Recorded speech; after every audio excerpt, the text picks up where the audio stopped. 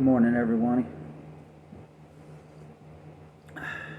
Coffee here, Sunday morning, early. So Friday morning, I took my Security Plus exam, and I didn't do too bad. I didn't pass. It was my first time taking any one of these exams. I got a 722 out of a 750. I think what happened was I think I rushed it towards the end a little bit.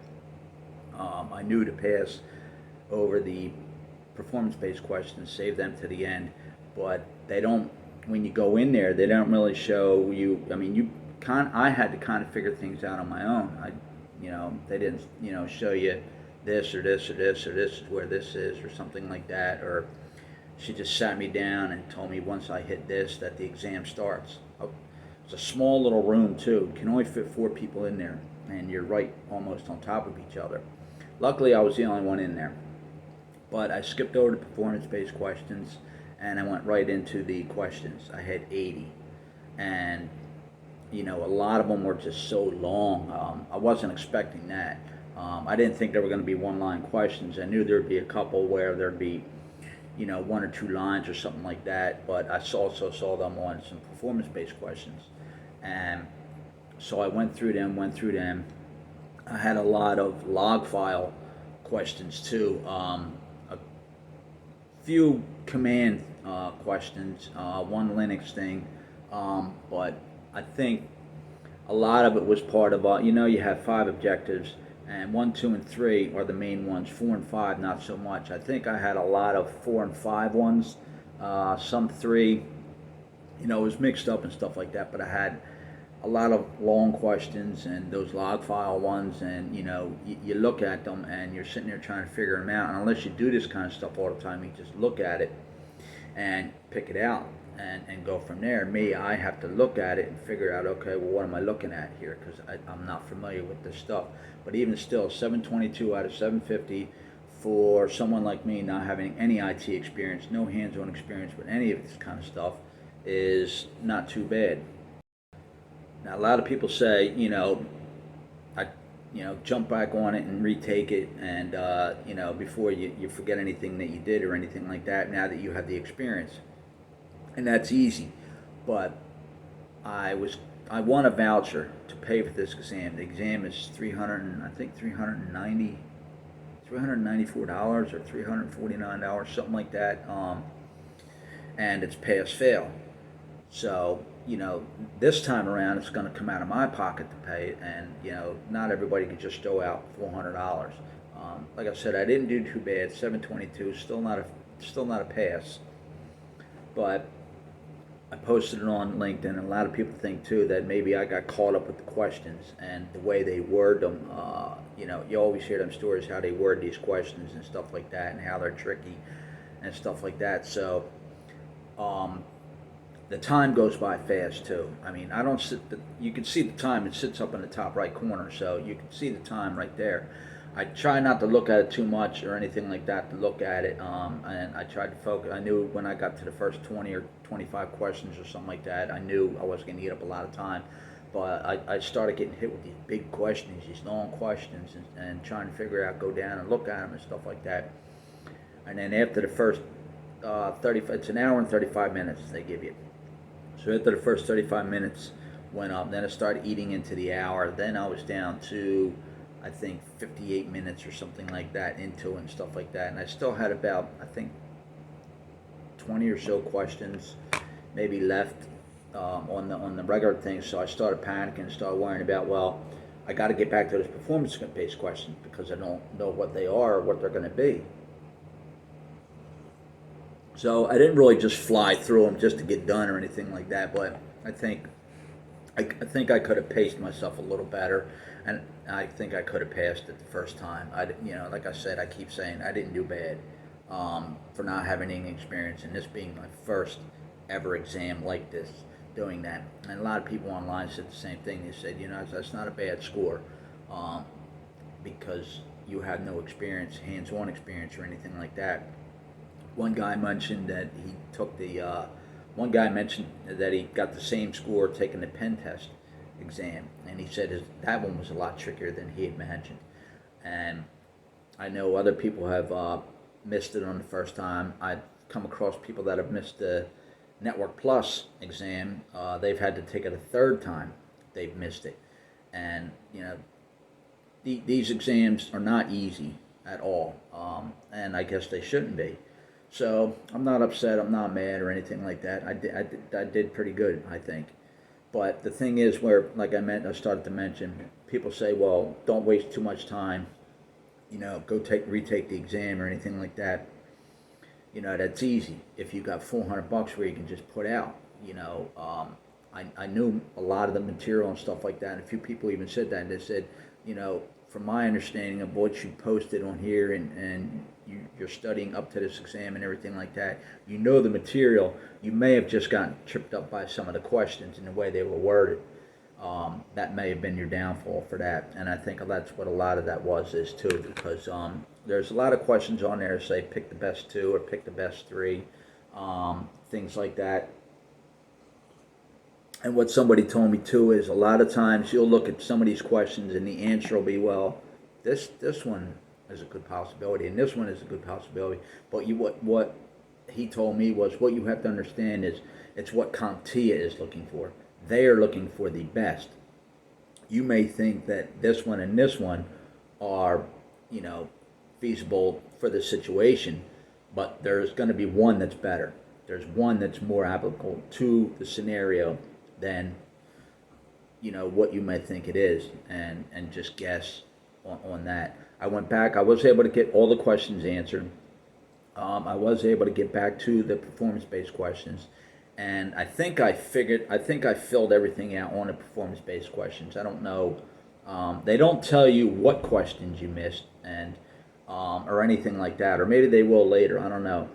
But when you flag the questions, there's a thing at the bottom, review, and you can go back to the questions, and I'll show you what questions you missed, what ones you flagged, or something like that. Or they'll let you know, maybe you missed a question. It'll let you know it's incomplete. So you go back to that before you submit everything, and you go back and take all these questions and everything. Then you hit the submit, and they let you know right there what you got. Then you go in and tell the person that you're done. They give you a printout right there, and what it does is it tells you what objectives, the areas that you missed one or two questions in, and they run all that down. So the areas that you have to work on, you just don't know what questions. I saw another video where apparently CompTIA has a pool of 3,000 questions that they can use. So there's a possibility that it may not be the same exam, or it may be completely different or anything like that. Like I said again, no excuses or anything like that. I did pretty damn good for a first shot deal out of things. Sure, some people have passed first time or anything like that, but I can't compare to that for their situation or anything like that. So I'm not going to give up on it. I will try. Maybe I'll take it in a month. Maybe I'll just go back and hit this harder than I did in the first time and everything like that. Now I understand what I'm up against and what the experience is and everything like that. And it's behind me, so no complaints. But like I said, pay attention to these questions. Look at them. Try not to look at the clock. Like I said, I didn't really stare at the clock too much, but I was catching myself a lot of times looking over, and even when you do the mock exam, I've done mock exams by 2 different apps, and I've done well on them. Completely different to what you're going to be doing on the actual exam.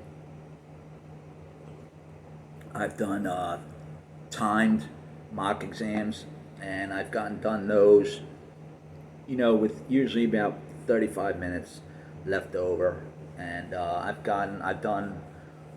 think I've done 2, and I got 78.74% on one exam, and I got, I think, 71 or 72 on another mock exam that I did. So they want you to get about 80-85%, but in the 70s isn't too bad. You don't know how many questions you can miss or anything like that. On the one app that I had, on the app it said you can miss 15 questions for that mock exam. So I'm guessing maybe it's similar to the exam. Maybe you can miss 15 questions and still pass. I've done a couple Zoom meetings over the last couple weeks on the weekend, and a bunch of people will come through and we do practice questions for Security Plus. And the host of that Zoom meeting said that he knows somebody that missed it by 1 point. That would be frustrating. You know, when knowing that you need a 750 and you got a 749, that's a little more frustrating. And you know, like I said, when I went into it, I thought I'd do pretty well, and I didn't think I'd bomb on the whole thing. I'm more familiar with one. I went through every, you know, I read the study guides front to back. I read it twice. I've gone through some questions and stuff like that. I mainly did practice questions, practice quizzes on the phone, doing it on these apps and stuff like that. I've done Professor Messer's practice questions and practice exams and stuff like that, and he's got 3 of them, A, B, and C, and I've gone through them and just wrote it out on a piece of paper, timed myself doing that, and did fairly well on them. He's got a sheet in there that you can, it'll tell you if you get less than this much, you got between 70 and 70% or something like that. If you got less than this much, or if you got between here and here, you got between 70 and 80%, and it tells you so close. So 2 of them that I did 2 of them. I didn't do the third one. I did 2 of them. One of them I got 70%, and the other one I got the so close, between 70 and 80% on that. So, you know, pretty good. We'll see. Maybe I'll, you know, who knows? Maybe somebody will hook me up on another voucher or something like that, or somebody will work with me on LinkedIn and go through it and stuff like that, and really get me on pace to get this passed the first time around, because I was hoping to pass it this time around and jump back into the CCNA and start studying that now. CCNA is real difficult. That one there, you have to have the time doing the hands-on. You have to basically eat, sleep, breathe packet tracer. You have to do that. And I actually started, as I mentioned in earlier videos, I was actually studying for the CCNA this year. I completed the Network Plus course at the beginning of the year in January on Udemy, and then I started doing Network Plus after that, and somebody suggested doing the CCNA because it might be a little better and it's more reputable than Network Plus. I figured, okay, so right around this time, I think it was this year or last year, it was, yeah, it was last year I was doing that. I started getting into the CCNA and stuff like that, and then towards the end of October, I got a voucher. I won a voucher of last year for the Security Plus, and I finally got it. I won it. I finally got the actual voucher in November, first week of November. So I went ahead and scheduled my exam. I forget when I scheduled the exam, but I scheduled it and just started working there and doing that. So, you know, like I said, when you go into these things, and I guess every site varies. If I take it again, I may not go back to this site, because if they see you again, you never know. So I don't know if it's best to go back to the same site, or I'll find that out from people who have taken it, you know, once or twice or anything like that. Is it better to go back to the same site, or should I pick a new site and go there and go from there? But 722 out of 750, not too bad for a first timer. So have a good weekend. Good luck to you.